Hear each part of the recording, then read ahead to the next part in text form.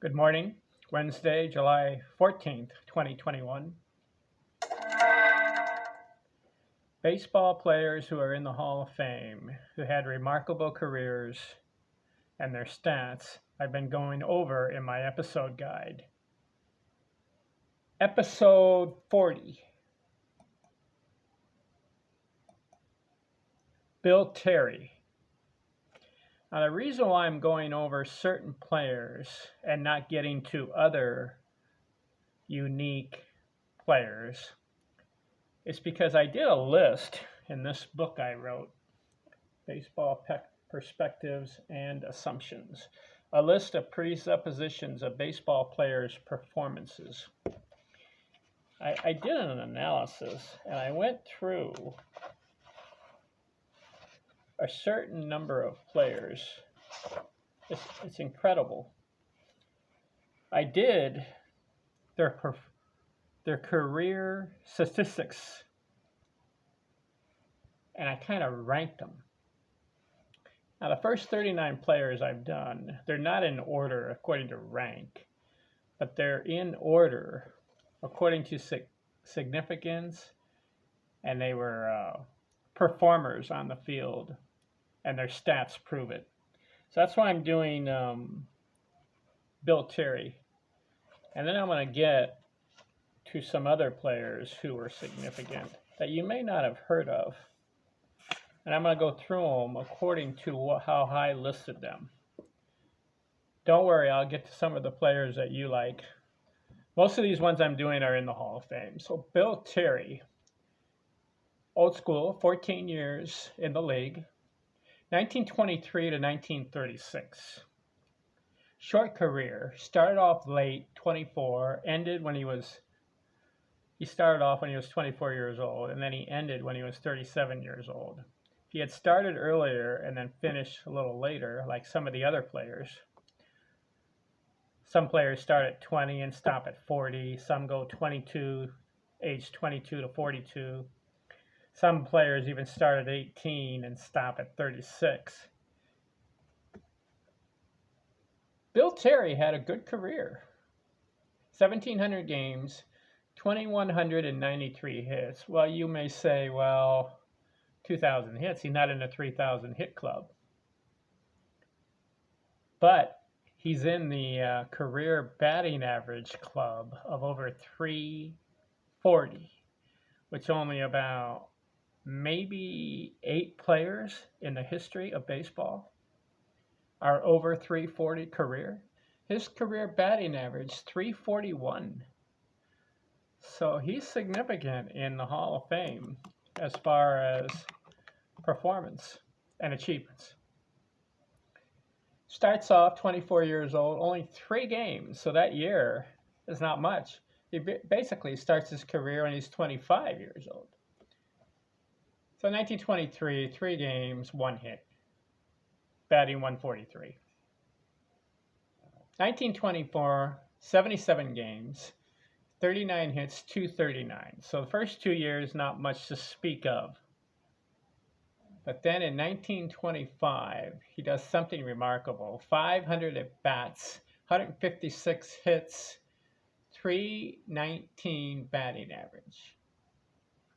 He wasn't a home run slugger, and he was a run producer. 154 home runs in his career, but he has 1,000 RBIs in 14 years. And he went over 100 RBIs in the season 6 times with a high of 129. Okay, so 1925, 319. 1926 season, 65 hits, 289 batting average. So the first 4 years, starting to get his feet, so to speak, on the ground going in the major leagues. 1927 season, plays the whole season, 189 hits, 326 batting average, and he has 20 homers, 121 RBIs. So that's a very good season.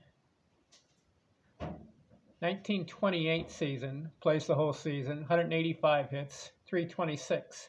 So back-to-back 326 batting average. 1929 season, he's 30 years old, 226 hits and 117 RBIs. Third year in a row, over 100 RBIs for the season. And he bats .372. Bill Terry. If you can bat over .350 with 673 at bats, you are a quality superstar baseball player. So what does he do after batting .372 in the 1929 season? What does he do for an encore? Incredibly, the 1930 season.